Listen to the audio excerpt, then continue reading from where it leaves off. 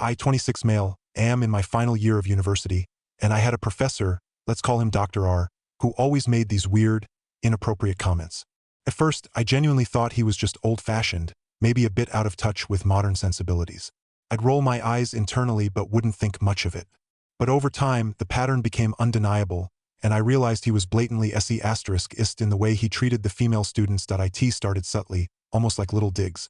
He would consistently call on male students more often, even when female students had their hands raised for longer or were clearly eager to participate. And if a female student did answer a question correctly, he would sometimes dismiss it with a condescending tone, saying things like, "Well, look at that, a lucky guess," or "Someone's been doing their reading, surprisingly." It was never said with genuine praise, always with this underlying hint of disbelief. But as the semester went on, his comments became much worse, more direct and openly offensive. I remember one lecture we were discussing a particularly challenging concept in our engineering course, and he actually said in front of the entire class, women just aren't as naturally gifted in logic-based subjects.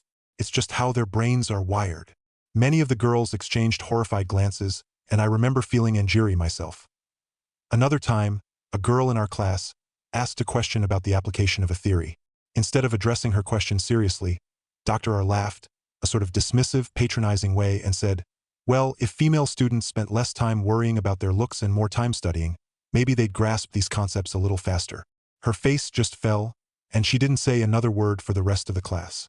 It was humiliating for her, and honestly, it made me sick to my stomach. Whenever we had a particularly difficult topic or a complex problem to solve, he'd have this smug little smirk on his face and make these sweeping generalizations, like, "This might be a little hard for the girls to wrap their heads around, but don't worry, just bat your eyelashes at your lab partners, and I'm sure they'll be happy to help you out." It was demeaning, reducing their intelligence and contributions to their appearance. Then one day, he completely crossed the line in a way that I just couldn't ignore anymore.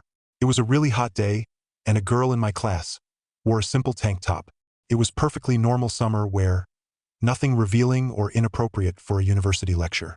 He paused his lecture mid-sentence, looked directly at her, and with this really suggestive tone said, "Wow, dressing like that for extra credit? Bold strategy." Some of the guys in the class laughed awkwardly, but Emily looked absolutely mortified. Her cheeks flushed red, and she shrunk down in her seat. She barely spoke for the rest of the class, and I could tell she was embarrassed. That was the moment I decided I had to do something.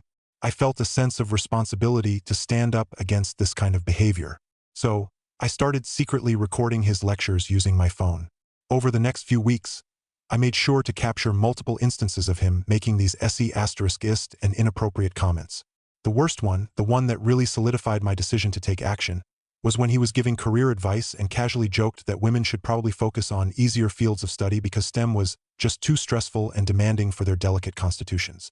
That one really pissed me off because I knew how hard the girls in our program were working. They were just as intelligent and dedicated as the guys, and for him to dismiss their efforts like that, it was infuriating.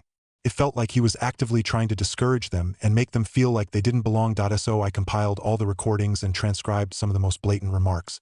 I then submitted everything anonymously through the university's online reporting system, detailing the pattern of se*ist behavior and the impact it was having on the learning environment. I didn't know what to expect, but I felt like I had to try. The university launched an investigation, and within about a month, I heard through that Dr. R had been fired. There was a lot of hushed talk and speculation about what had happened. Now, here's where things got messy. Some of my classmates, mostly the guys who probably benefited from his biases or just didn't see the harm in his jokes, are pissed at me. They're saying I ruined a man's career over a few jokes, and that I should have just ignored him or talked to him privately. They don't seem to understand the effect of his words or the discomfort he created for the girls. But on the other hand, a lot of the female students have approached me to thank me.